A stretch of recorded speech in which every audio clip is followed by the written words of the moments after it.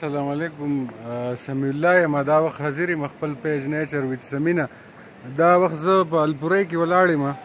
لیدی شئ تاسو موسم ډېر زیات یخ دی. نن د جون اوله نیټه ده. خلکو هیټرې لګولي دي، جرسیانې اغوستې دي. دا تاسو لیدی شئ دې وخت ټیټ یخني چلیږي او د جون اولنۍ ورځ ده دا. نو په جون کې نور کله سهلي نو نن تاسو وګورئ ډېر زیات یخ چلیږي. دا سوپ والا چې دی نو نن ډېره مزه کوي دلته، حالانکې په ګرمیانو کې چې دی نو سوپ دومره مزه نه کوي. نو راځئ سوپ والا خواله ځو، هغه سره به یو څو خبرې وکړو. خیر دی؟ څنګه موسم در سره نن وفا کړې ده زما په خیال که نه؟ نو شکر سات دی یاره، خلک په دې موسم پسې چې دی نو لکه په لکونو کروړونو روپۍ لګوي که نه.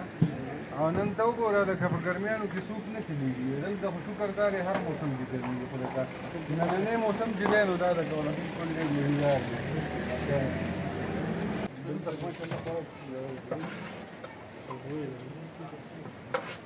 دی. شی دی وخت بایی چې دی ډېر مزیدار سوپ جوړوي. ته ترې لږ دغه لرې که نه سر لرې که مزه کوي یار. او دی یخ یخ موسم کې نو لکه بس د الله پاک رحم دی. بایګانو موسم څه وایي؟ موسم اوس ډېر زبردست موسم دی او موږ چې ډېر لرې نه راغلي یو. څه ځای نه راغلي یې؟ موږ بره د غره نه راغلي یو، تقریبا دوه نیمې ګنټې موږ په دې پسې لکه پیاده سفر کړلی و. سوپ پسې راغلی؟ سوپ پسې راغلي یو. موسم ډېر جانانه دی دې وجې مناګو نه راغلي یې؟ بره د مناګو له سر نه پیمانو. زه هغه ورځې تللی وم که نه پیدلو، او دا لاره مې ټوله ریکارډ کړله. زما ډېر ښکلی پروګرام په هغې ښه ټیټ چلیږي.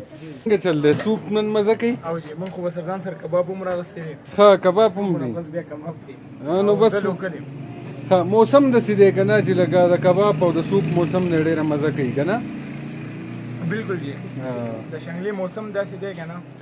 د شنګلي موسم یو طرف ته که دې کې ستاسو خبره کټ کوم، خو لکه په جون کې خو هم د شنګلي موسم داسې نه وي که نه لکه نن چې څنګه یخ دی.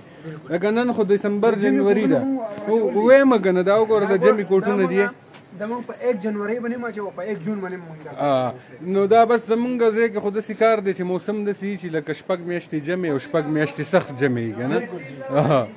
نو د سوپ والا به ډېره شکریه او الله پاک دې کاروبار کې برکت واچي. او بس راځئ لکه نن په دې سوپ باندې خامخا ورشئ. د ټولو کتونکو ډېره مننه. ښه ده او باد اوسئ.